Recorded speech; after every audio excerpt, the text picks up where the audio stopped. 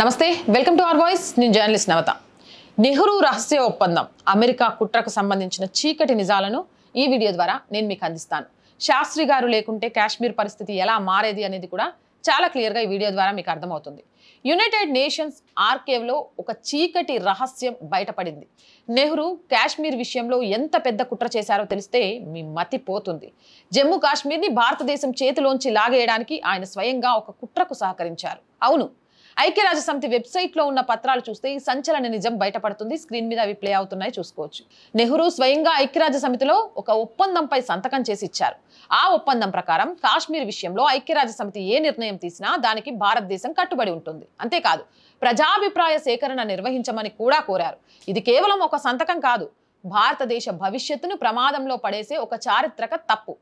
America commander చేతిలోకి కాశ్మీర్ ఈ ఒప్పందం తర్వాత అసలు కుట్ర మొదలైంది ఐక్యరాజ్య సమితి జమ్మూ కాశ్మీర్కి ఒక కొత్త పాలకుడిని నియమించింది అది ఎవరో కాదు అమెరికా నావికా దళానికి చెందిన level commander admiral Chester నిమిస్ట్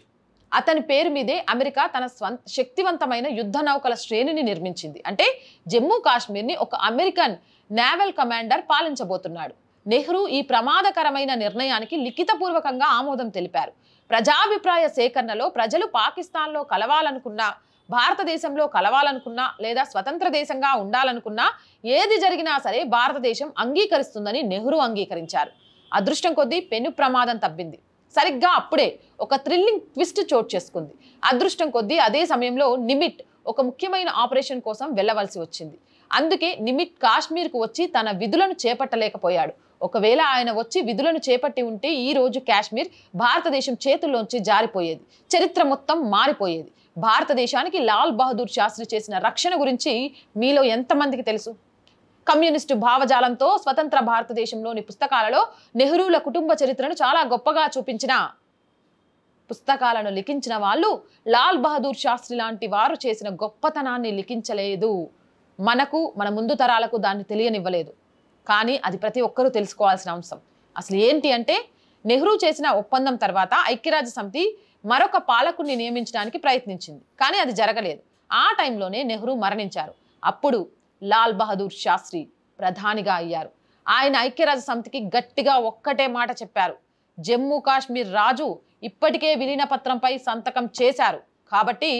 Kashmir భారతదేశంలో అంతర్భాగం ప్రజాభిప్రాయ సేకరణ గాని మీ పాలన గాని మాకు ఆమోదయోగ్యం కాదు శాస్త్రి గారి ఈ ధైర్యవంతమైన నిర్ణయం వల్లనే జమ్మూ కాశ్మీర్ మన దేశంలో అంతర్భాగంగా మిగిలిపోయింది లేకపోతే నెహ్రూ చేసిన ఒక చిన్న సంతకం కారణంగా కాశ్మీర్ మన దక్కకుండా పోయేది ఏదేమైనా ఇలాంటి ఎన్నో చీకటి రహస్యాలు ఉన్నాయి వాటిని వెలుగులోకి తీసుకొచ్చే ప్రయత్నం చేస్తాను ఖచ్చితంగా వాస్తవాలను ప్రజలకు తెలియజేయడానికి ఆర్ వాయిస్ తన వంతు ప్రయత్నం చేస్తూనే ఉంటుంది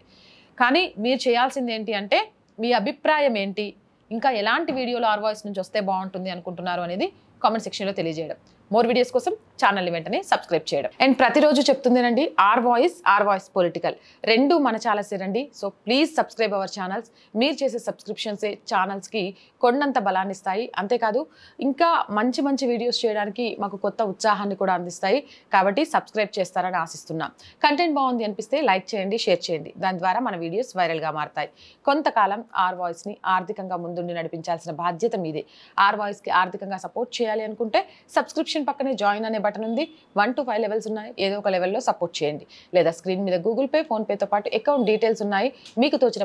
సహాయాన్ని అందించవచ్చు వ్యాపార ప్రకటనల కోసం ప్లీజ్ యాడ్స్ ఇవ్వడం ద్వారా ఆర్ వాయిస్కి చేయూతను అందించడంతో పాటు మీ మార్కెటింగ్ కూడా విస్తరించుకోవచ్చు దానికోసం 8328500576 నెంబర్ని సంప్రదించండి జై హింద్ జై భారత్